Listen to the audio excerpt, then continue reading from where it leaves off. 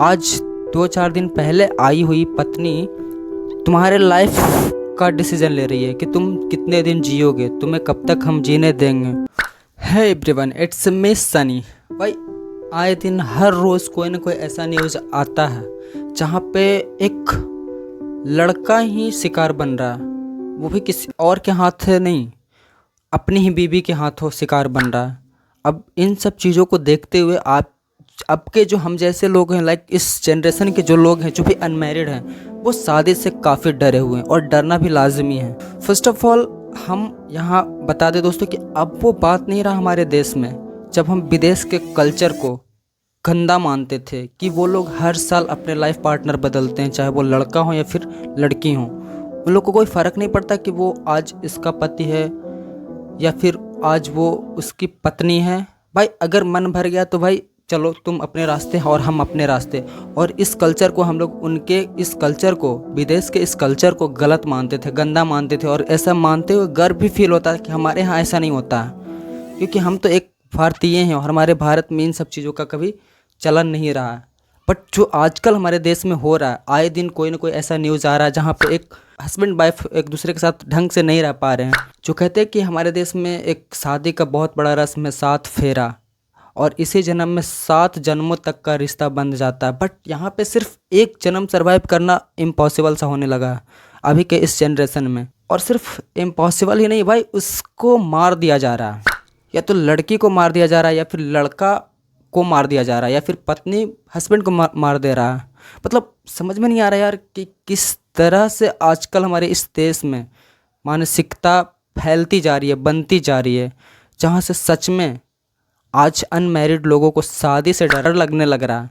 और जो ऑलरेडी शादीशुदा हैं उनको अब डाउट होने लग रहा है अपने पार्टनर के प्रति। और वो जाहिर सी बात है यार, जो आसपास हो रहे होते हैं हमारे अगल बगल, बेशक अभी हमारे साथ नहीं हो रहा है, बट हम उसे अपने फ्यूचर के लिए शायद अपने आप से रिलेट कर सकते हैं। बिकॉज आपको नहीं पता कि आपके साथ वाला आपके खिलाफ किस तरह का प्लानिंग कर रहा है। हर मर्द हमारे इस देश में डरा हुआ है अपनी अपनी बीवियों से, बिकॉज ज़्यादातर शिकार बन रहे हैं तो मर्द ही बन रहे हैं, और वो भी इसलिए कि वो उन दोनों के बीच में कोई तीसरा आदमी है, उनका अफेयर है कहीं और इस वजह से वो अपने उनसे हटने के बजाय ऐसा कदम उठा रहे हैं कि भाई उसको इस दुनिया से ही हटा देते। उनको ये भी नहीं पता कि भाई हमारे पति से पहले वो किसी का बेटा है, किसी का भाई। अगर हम ऐसा कर रहे हैं तो भाई सिर्फ हम अपने रास्ते से उसको नहीं हटा रहे, बल्कि उसके जीवन में जो भी उससे रिलेटेड लोग हैं उन लोग के ऊपर क्या बीतेगा। लाइक माँ बाप,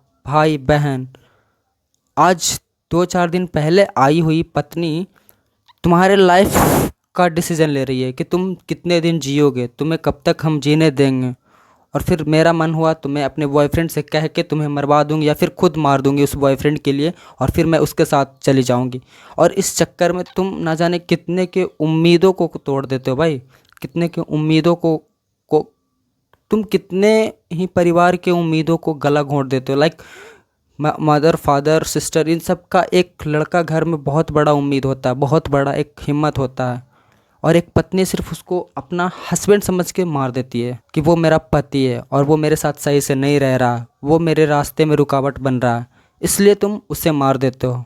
बताओ, इन सब चीज़ों को अगर तुम पढ़ो, तुम जानो, तुम्हारे तक न्यूज़ आए, तो क्या तुम्हारे मन में एक पल के लिए ऐसा नहीं आया कि भाई हम शादी नहीं करेंगे, चाहे हम कितना भी पैसा क्यों ना कमा लें, कितना भी अभी स्ट्रगल क्यों ना, बट हम शादी नहीं करेंगे। बिकॉज शादी करके लोग एक पीस ऑफ लाइफ पाना चाहता है कि चलो अब बहुत सारा स्ट्रगल हो गया, अब थोड़ा फैमिली लाइफ जीते हैं। बट फैमिली लाइफ कुछ दिनों के लिए ही चलता है, फिर वो पता नहीं वो ट्रॉमा की तरह तुम्हारे अंदर घुस जाता है। बिकॉज तुम्हें अपने पार्टनर पे डाउट हो रहा है कि वो शायद गलत कदम उठा रही है।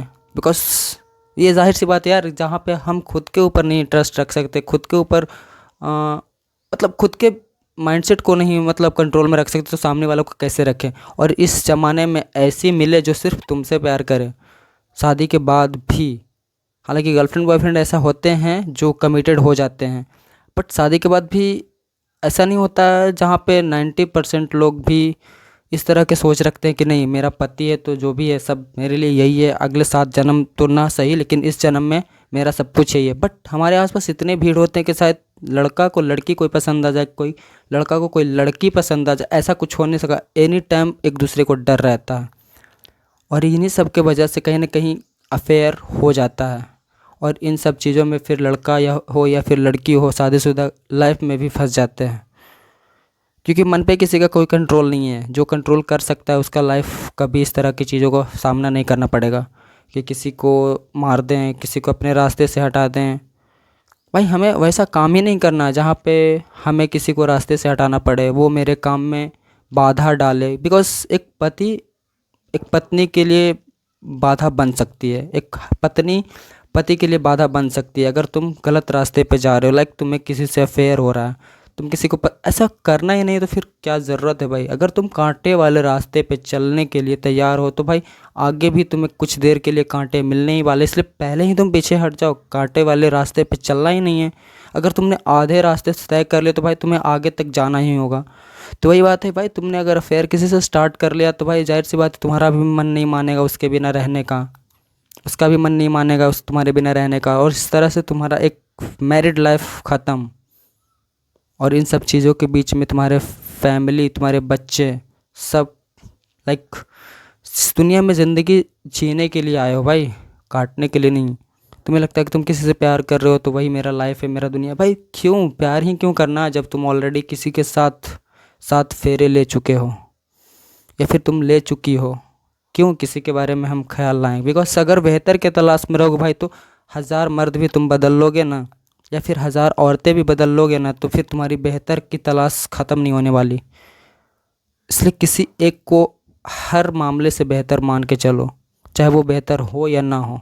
हालांकि आजकल सारे ऐसे भी पार्टनर्स हैं जो एक दूसरे के लिए सब कुछ करने को तैयार है, जब तक कि तीसरा कोई आए ना।